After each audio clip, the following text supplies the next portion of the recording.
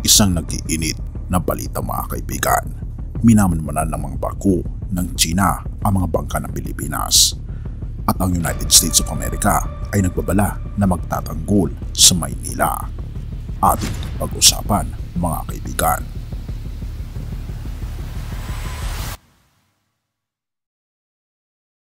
Ika pa sa isang balita sa VOA News. Isang sinususpetsyang barko ng China ang humarang sa barko ng Pilipinas na BRP Cabra habang ito'y papalapit sa Second Tomasol sa isang misyon na pangangailangan sa di pagkakasundo sa South China Sea o sa atin ay tinatawag na West Philippine Sea noong November 10, 2023 habang ang isang United States Navy surveillance plane ay nag-iikot na nagbabantay ng mabuti sa mga barko ng China at mga kaakibat nitong sasakyan ng Coast Guard ay hinapol at pinaikot ang mga barko ng Pilipinas sa pinakabagong pagtutunggali sa isa sa mga pinakadelikadong bahagi sa West Philippine Sea. Sa mataas na bahagi ng 4 na oras na pagtutunggali noong Biyernes sa malalayong karagatan, isang barko ng Coast Guard ng China ang nagpadala ng tubig gamit ang water cannon patungo sa isang bangka ng Pilipinas na nagdala ng pagkain at iba pang kagamitan para sa mga puwersang Pilipino sa isang nabubulok at mapanganib na barkong pandigma na naglilingkod bilang mahina at endangered na territorial na outpost sa Second Tomasol. Ang China ay matibay na nandigan sa kanilang karapatan sa kanilang teritoryo na nakikipagpanggaan sa kanilang mas maliit na mga kapitbahay at isa man po dito ang Estados Unidos na kaalyado ng Manila at pangunahing kalaban ng China sa rehiyon ng Asia Pacific. Ang Washington at ang kanyang mga kalyado ay nagpadala ng mga barko ng Navy at fighter aircraft upang itaguyod ang kalayaan ng paglalakbay at paglipad at para palakasin ang deterrence at mapanatag ang mga kalyado ng United States katulad na lamang ng Pilipinas. Nakakatakot na ang paulit-ulit na pagtatagpo sa Second Tomasol na matatagpuan sa loob ng United Nations Sanction, Philippine Exclusive Economic Zone, ngunit inaangkin ng China at napapalibutan ng kanilang flotilla ay maaari magdulot ng isang armadong tunggalian na magtutunggali sa Estados Unidos at China. Sinabi ng opisyal ng Pilipinas noong Sabado na hindi sila kailanman gagawa ng hakbang na maaari mag-udyok na isang mas malaking tunggalian, ngunit hindi sila matitinag sa pagtatangkulang sovereign rights sa bansa sa West Philippine Sea. Sa kabila ng mga blokeyo ng China at mga coercive maneuver, nagtagumpay ang Pilipinas sa paghahatid ng mga kagamitan sa ilang mga sundalong Pilipino sa BRP Sierra Madre at umalis ng walang anuman. Ang nagingit-ngit na pandigma ng Pilipinas ay inialay ng United States ay tila nabubulok sa paglipas ng panahon, ngunit ito ay aktibong komisyonado pa rin. Ibig sabihin ang isang armadong atake ay tuturing ng Manila bilang isang act of war. Dalawang kawani ng Associated Press at iba pang miyembro ng media ay inimbitahan na sumakay sa 3 barko na pangseguridad ng Philippine Coast Guard na nagtataglay ng 2 supply boat at nakasaksi sa mga peligrosong galaw sa malalakas na alon. Ito ay bahagi ng isang kampanya ng kahihiyan na sinabi ng mga opisyal ng Pilipinas na itutuloy upang ilantad ang lumalaking pag-aagresyon ng China sa isa sa pinakamahalagang ruta ng kalakalan sa buong mundo. Ang mga puwersang Pilipino ay magpapatuloy sa sumusunod na batas at hindi udyokin ng matindi ang kailang pangako sa taktika ng China. Ito pa ang sabi ni Philippine Coast Guard Comodoro Tariela.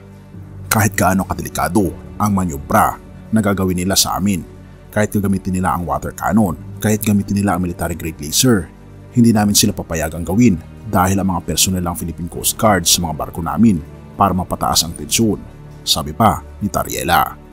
Kahit 38 na barko ng China ang nakita sa kalapit bayan ng Second Tomasol noong Biyernes, kasama isang Chinese Navy fast assault craft at isang hospital ship, sabi ng Philippine Coast Guard. Isa sa mga barko ng Philippine Coast Guard, ang BRP Cabra, ay na-encircle ng 5 beses ng Chinese Coast Guard at iba pang mga barko, ngunit nakakayang lumayo sa bawat pagkakataon hanggang ito'y naihimpil malapit sa shoal. Lalong lumalakas ang aming kumpiyansa bawat pagtawid namin sa mga blokeyo ng China, sabi ng commander ng Cabra na si Manuel Dangate sa AP. Mas nararamdaman namin ang nangangailangan na sundin ng lahat ng mga patakaran ng pandaigdigang regulasyon upang maiwasan ang mga banggaan. Ang kampanya na ilantad ang agresyon ng China sa karagatan ay magpapatuloy, sabi ni Tariela sa isang news conference, kung saan ipinakita ang mga litrato, video at mga drone shot ng mga pagtatagpo noong Biyernes. Sa tingin ko, ang aming pagsusumikap sa Transparency Initiative ay napaka-successful sa pagbubuklod ng suporta mula sa pandaigdigang komunidad upang alipinin ang iligal na gawain ng China at gawing aware ang mga Pilipino sa nangyayari. Sabi pa ni Tariela.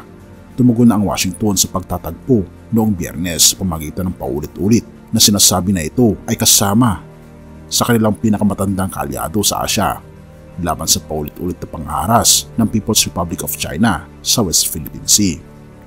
Binahagi ng United States Department ang isang babala na ang Washington ay may obligasyon na ipagtanggol ang Pilipinas sa ilalim ng 1951 Mutual Defense Treaty kung saan ang mga puwersang Pilipino, pampublikong sasakyan o eroplano, kabilang ang kanilang Coast Guard, makaharap ng armadong atake saan mang lugar sa West Philippine Sea. Ang mga aksyon ng PRC ay hindi tugma sa pandaigdigang batas at sumusunod sa isang padrino ng mapanganib na operasyonal na pag-uugali sa South China Sea. Sabi ng State Department sa isang pahayag, binanggit nito ang isang 2016 na international desisyon sa arbitration na ini-invalidate ang malawakang pahayag ng China sa daang tubig sa batayan ng kasaysayan, kabilang na ang Second Tomasol. Tinanggihan ng China na makikilahok sa arbitration na inihain ng Pilipinas noong 2013 matapos kunin ng mga barko ng China ang kontrol at paligiran ang isa pang isinanggunin na lugar, ang Scarborough Shoal. Tinawag na peking desisyon ng Beijing ang 2016 ruling at patuloy itong nilalabag. Ang China ay nanawagan sa panig ng Pilipinas na kagad itigil ang panggugulo at provokasyon sa dagat at ilayo ang iligal na nababaluktot na sasakyang pandigma sa lalong madaling panahon. Sabi ng isang tagapagsalita ng Chinese Foreign Ministry sa isang briefing sa Beijing. Kung ating makikita mga kaibigan, ang China ay minamaliit ang mga kagamitan ng Pilipinas at ganoon din pinipilit nila na sakupin ang ating teritoryo. Ngunit hindi tayo padadaig dahil ang tulong din ng ating Panginoong Diyos sa pamagitan din ng United States of America ay magtatagumpay tayo sa pagtatanggol ng ating teritoryo. Purihin ang ating Panginoong Diyos at salamat kaibigan sa iyong panonood. Tayo manalangin. Ama naming banal mga Panginoon naming Diyos, kami po'y tulungan po ninyo, gabayan, at naway ilayo sa anumang klase ng kapahamakan mula ngayon at magpakailanman, at patawarin po kami sa lahat ng aming pagkukulang at pagkakasala sapagkat ito ay aming sa mataling sa matamis na pangalan ng aming Panginoong Hesus. Amen.